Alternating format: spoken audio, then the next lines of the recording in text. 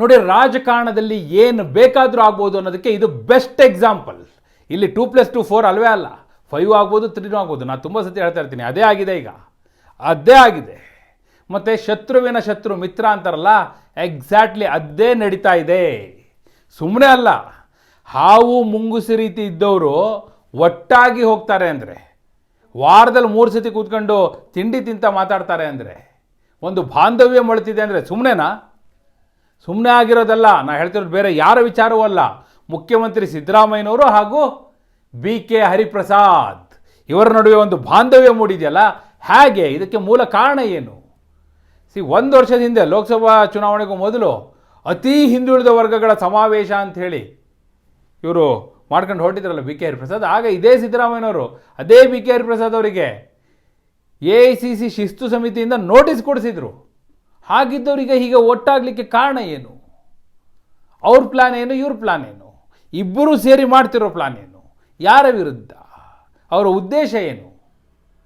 S, ಈ ಎಲ್ಲ ವಿವರಗಳನ್ನ ಕೊಡೋ ಸಲುವಾಗಿ ನಾನು ಬಂದಿದ್ದೇನೆ. ಆತ್ಮೀಯರೇ, ವಾರ್ತೆ ವಿಶೇಷ ಕಾರ್ಯಕ್ರಮಕ್ಕೆ ಸ್ವಾಗತ. ನಾನು ವೀರೇಂದ್ರ ಉಪ್ಪುಂದ. ನೋಡಿ, ಸಹಜವಾಗಿ ಕುತೂಹಲ ಇದೆ. ಏನಪ್ಪ ಇದು, ಸಿದ್ದರಾಮಯ್ಯನವರು ಹಾಗೂ BK ಹರಿಪ್ರಸಾದ್ ಇಷ್ಟರ ಮಟ್ಟಿಗೆ ಒಟ್ಟಾಗಿ ಹೋಗ್ತಾ ಇದ್ದಾರಲ್ಲ, ಹೆಂಗಿದು? BK ಹರಿಪ್ರಸಾದ್ ಅವರಿಗೆ ಸಚಿವ ಸಂಪುಟದೊಳಗೆ ಬರಬೇಕು ಅಂತ ಇದೆ. ಆದರೆ ಸಿದ್ದರಾಮಯ್ಯನವರಿಗೆ ಅನಿವಾರ್ಯತೆ ಏನಿದೆ? ಯಾಕಂದರೆ ಅವರೇ BK ಹರಿಪ್ರಸಾದ್ ಅವ್ರ ಮನೆಗೆ ಹೋದ್ರಲ್ಲ, ಯಾಕೆ ಹೋದರು?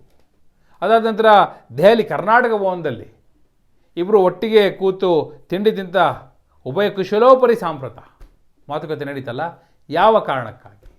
ಇವರಿಬ್ಬರ ನಡುವೆ ನಡೀತಾ ಇರೋದೇನು? ಹಾಗಾದರೆ ಎಲ್ಲ ಮನಸ್ಸನ್ನು ಮರೆತು ಬಿಟ್ರ? ನೋಡಿ, ಬೇರೆ ಏನಲ್ಲ, ನಾನು ಹೇಳಿದ್ನಲ್ಲ, ಶತ್ರುವಿನ ಶತ್ರು ಮಿತ್ರ. ಅದೇ ಕಾನ್ಸೆಪ್ಟಲ್ಲಿ ಇಬ್ಬರು ಒಟ್ಟಿಗೆ ಹೋಗ್ತಿರೋದು. ಒಂದು ಕ್ಲಿಯರು, BK ಹರಿಪ್ರಸಾದ್ ಅವರಿಗೆ ಸಚಿವ ಸಂಪುಟ ಸೇರ್ಕೋಬೇಕು ಅನ್ನೋದಿದೆ, ಅದರಲ್ಲಿ ಅನುಮಾನ ಇಲ್ಲ. ಸಿದ್ದರಾಮಯ್ಯನವರಿಗೆ ಏನಿದೆ? ಸಿದ್ದರಾಮಯ್ಯನವರಿಗೆ ಸಚಿವ ಸಂಪುಟ ಪುನರ್ರಚನೆ ಮಾಡಬೇಕು ಅಂತ ಇದೆ. ಇಬ್ಬರು ಈಗ ಇವ್ರ ಸಂಪುಟದೊಳಗೆ ಬರಬೇಕಿದ್ರು, ಸಿದ್ದರಾಮಯ್ಯನವ್ರ ಉದ್ದೇಶ ಈಡೇರಬೇಕಿದ್ರು, ಸಚಿವ ಸಂಪುಟ ಪುನರ್ರಚನೆ ಆಗಬೇಕು. ಅಲ್ಲಿಗೆ ಇಬ್ಬರಿಗೂ ಬೇಕಾಗಿರೋದು ಕ್ಯಾಬಿನೆಟ್ ರೀಶಫಲ್. ಆದರೆ ಹೈಕಮಾಂಡ್ ಹತ್ರ ಅಡ್ಡಗಾಲು ಹಾಕೊಂಡು ಕೂತಿರೋದು ಯಾರು? DK ಶಿವಕುಮಾರ್. ಒಂದು ರೀತಿ ಇದು DK Shivakumar versus BK Hariprasad ಕೂಡ ಹೌದು. ಯಾಕಂದರೆ BK ಹರಿಪ್ರಸಾದ್ ಸಿದ್ದರಾಮಯ್ಯ ವಿರುದ್ಧ ತೊಡೆ ತಟ್ಟುವ ಸಾಮರ್ಥ್ಯ ಉಳ್ಳವರು ಅಂತ DK ಶಿವಕುಮಾರಿಗೆ ಗೊತ್ತು. ಅದೇ ಕಾರಣಕ್ಕಾಗಿ ಅವರು ಕೂಡ ಪಟ್ಟಿಡಿಲ್ಲ ಅವ್ರನ್ನ ಸಂಪುಟದೊಳಗೆ ತಾಗಬೇಕು ಅಂತ. ಮಧು ಬಂಗಾರಪ್ಪ ಪರವಾಗಿ ಅವರಿದ್ದರು. ಸೊ ಈಗ BK ಹರಿಪ್ರಸಾದ್ ಸಂಪುಟದೊಳಗೆ ಬರಲಿಕ್ಕೆ ಚಾತಕ ಪಕ್ಷೀಯ ರೀತಿಯಲ್ಲಿ ಕಾಯ್ತಾ ಇರುವಾಗ, ಈ ಕಡೆ DK ಶಿವಕುಮಾರ್ ಹೋಗಿ ಒಂದು ವೇಳೆ ಸಚಿವ ಸಂಪುಟ ಪುನರ್ರಚನೆ ಅಂತ ಆಗದೇ ಆದರೆ ಅದು ಮುಖ್ಯಮಂತ್ರಿಯನ್ನು ಒಳಗೊಂಡಂತೆ ಆಗಬೇಕು ಅಂತಲೇ ಅಡ್ಗಾಲು ಹಾಕೊಂಡು ಕೂರೋದಿದ್ರೆ, ತನಗೇ ಅಡ್ಡಿಯಾಗಿ ನಿಲ್ಲೋದಿದ್ರೆ ಅವ್ರು ಯಾಕೆ ಸಪೋರ್ಟ್ ಮಾಡೋಕ್ಕೆ ಹೋಗ್ತಾರೆ? ಹೀಗಾಗಿ BK ಹರಿಪ್ರಸಾದ್ ಅವರೀಗ ಸಿದ್ದರಾಮಯ್ಯವ್ರ ಜೊತೆ ಒಂದು ಪ್ಯಾಚಪ್ಗೆ ರೆಡಿಯಾಗಿತ್ತು. ಸ್ವತಃ ಸಿದ್ದರಾಮಯ್ಯವ್ರು ಹೋದರು. ಸಿದ್ದರಾಮಯ್ಯವ್ರು ಯಾಕೆ ಹೋದರು?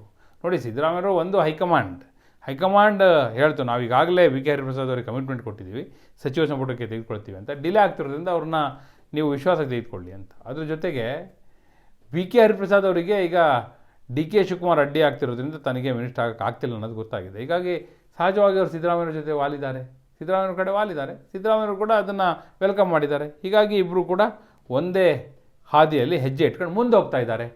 ಬಹುಶಃ ಒಂದು ವೇಳೆ ಸಚಿವ ಸಂಪುಟ ಪುನರ್ರಚನೆ ಅಲ್ಲದೆ ಇದ್ದರೆ ವಿಸ್ತರಣೆ ಆದರೂ ಮಾಡಿ ಇರೋ ಒಂದು ಸ್ಥಾನಕ್ಕೆ ನಾನು ತಗೊಳ್ಳಿ ಅಂತಲೂ BK ಹರಿಪ್ರಸಾದ್ ಅವರು ಲಾಬಿ ಮಾಡಿದರು ಡೆಲ್ಲಿ ಲೆವೆಲಲ್ಲಿ. ಬಟ್ ಅದನ್ನು ಸಿದ್ದರಾಮಯ್ಯವರು ಈ ಹಿಂದೆ ಸಂಡೂರು ಎಲೆಕ್ಷನ್ಗೂ ಮೊದಲು HD ಕೋಟೆಯಲ್ಲಿ ನಿಂತ್ಕೊಂಡು, ಇಲ್ಲ ನಾನು ನಾಗೇಂದ್ರನ ಮತ್ತೆ ಸಂಪುಟಕ್ಕೆ ತಗೋತೀನಿ ಅಂತ ಅನೌನ್ಸ್ ಮಾಡಿಬಿಟ್ಟಿದ್ರು. ಹೀಗಾಗಿ ಆ ಸ್ಥಾನ ಖಾಲಿ ಇಟ್ಕೊಳ್ಳೇಬೇಕಾದಂಥ ಅನಿವಾರ್ಯತೆ ಇದೆ. ಹೀಗಾಗಿ ಏಕಾಏಕಿ ಆ ಸ್ಥಾನಕ್ಕೆ BK ಹರಿಪ್ರಸಾದ್ ಅವರನ್ನು ತೆಗೆದುಕೊಳ್ಳಲಿಕ್ಕಿಲ್ಲ. ಆದರೆ ಮುಂದೆ ದೊಡ್ಡ ಮಟ್ಟದಲ್ಲೇ ಸಚಿವ ಸಂಪುಟ ಪುನರ್ರಚನೆಯನ್ನು ಮಾಡಿ BK ಹರಿಪ್ರಸಾದ್ ಅವರನ್ನು ಸಂಪುಟಕ್ಕೆ ತೆಗೆದುಕೊಳ್ಬೇಕು ಅನ್ನುವ ಆಲೋಚನೆ ಇದೆ. ಹೇಳಲಿಕ್ಕೆ ಸಾಧ್ಯ ಇಲ್ಲ. ಆಗ ಆಗುವಂಥ ಬದಲಾವಣೆಗಳಿದೆಯಲ್ಲ, ಆಗ BK ಹರಿಪ್ರಸಾದ್ ಅವರು ಉಪಮುಖ್ಯಮಂತ್ರಿ ಆದರೂ ಆಶ್ಚರ್ಯ ಇಲ್ಲ. ಯಾಕಂದರೆ ಸಿದ್ದರಾಮಯ್ಯನವರಿಗೆ ಹೇಗಾದರೂ DK ವಿರುದ್ಧ ಒಂದು ತಂಡವನ್ನು ಅಲ್ಲಿ ನಿಲ್ಲಿಸಬೇಕಾದಂಥ ಅನಿವಾರ್ಯತೆ ಇದೆ. ಯಾಕಂದರೆ ಆ ರೀತಿ ಇದೆ ಅಲ್ಲಿಂದ ಬರ್ತಾ ಇರುವಂಥ ಬಾಣಗಳು. ಇದೆಲ್ಲ ಆಲೋಚನೆ ಮಾಡಿ ಸಿದ್ದರಾಮಯ್ಯವರು ಕೂಡ BK ಹರಿಪ್ರಸಾದ್ ಅವ್ರ ಜೊತೆ ಒಂದು ಸಂಬಂಧವನ್ನು ಸುಧಾರಿಸ್ಕೊಳ್ಳುವಂಥ ಪ್ರಯತ್ನ ಮಾಡಿದ್ದು ಅದೀಗ ವರ್ಕ್ ಆಗ್ತಾ ಇದೆ ಅನ್ನೋ ಹಾಗೆ ಮೇಲ್ನೋಟ ಗೋಚರಿಸ್ತಾ ಇದೆ. ಆದರೆ ಇವರಿಬ್ಬರು ಹೈಕಮಾಂಡ್ ಮುಂದೆ ಹೋಗಿ ಸಚಿವ ಸಂಪುಟ ಪುನರ್ರಚನೆ ಆಗಬೇಕು ಅಂತ ಹಾಕುವಂಥ ಪಟ್ಟು ಅದನ್ನು ಹೈಕಮಾಂಡ್ ಕೇಳುತ್ತಾ ಅಥವಾ DK ಶಿವಕುಮಾರ್ ಅವ್ರ ಮಾತು ಕೇಳುತ್ತಾ? ಒಂದು ರೀತಿ ಇವತ್ತು AICC ನಡೀತಾ ಇರೋದೇ DK ಶಿವಕುಮಾರ್ ಅವರಿಂದ ಅನ್ನೋ ಮಾತಿದೆ. ಅದೆಷ್ಟು ಮಟ್ಟಿಗೆ ಸತ್ಯವೋ ಸುಳ್ಳು, ಆದರೆ ಆ ಚರ್ಚೆ ಅಂತೂ ನಡೆಯುತ್ತೆ. ಹೀಗಿರುವಾಗ AICC ಯಾರ ಪರವಾಗಿ ನಿಲ್ಲುತ್ತೆ? ಈ ಇಬ್ಬರು ನಾಯಕರ ಪರವಾಗಿಯೋ ಅಥವಾ ಡಿ ಕೆ ಶಿವಕುಮಾರ್ ಅವರ ಪರವಾಗಿಯೇ ಏನಾಗಬಹುದು? ಕುತೂಹಲ ಅಂತೂ ಖಂಡಿತ ಇದೆ. ನಿಮ್ಮ ಪ್ರಕಾರ ಯಾರದು ಮೇಲುಗೈ ಆಗ್ಬೋದು? ಹಾಗೂ ಬಿ ಕೆ ಹರಿಪ್ರಸಾದ್ ಹಾಗೂ ಸಿದ್ದರಾಮಯ್ಯ ಒಗ್ಗೂಡಿದ್ರೆ ಸಚಿವ ಸಂಪುಟ ಪುನರ್ರಚನೆಗೆ ಹೈಕಮಾಂಡ್ನಿಂದ ಪರ್ಮಿಷನ್ ಪಡೆಯುವಲ್ಲಿ ಸಕ್ಸೀಡ್ ಆಗ್ಬೋದಾ? ಏನಾಗಬಹುದು? ನಿಮ್ಮ ಅಭಿಪ್ರಾಯವನ್ನು ಕಮೆಂಟ್ ಮೂಲಕ ತಿಳಿಸಿ. ಹಾಗೆ ನೀವಿನ್ನು ವಾರ್ತೆ ಚಾನಲ್ನ ಸಬ್ಸ್ಕ್ರೈಬ್ ಮಾಡಿಲ್ಲ ಅಂದರೆ ಈಗಲೇ ಸಬ್ಸ್ಕ್ರೈಬ್ ಮಾಡಿ. ಧನ್ಯವಾದ.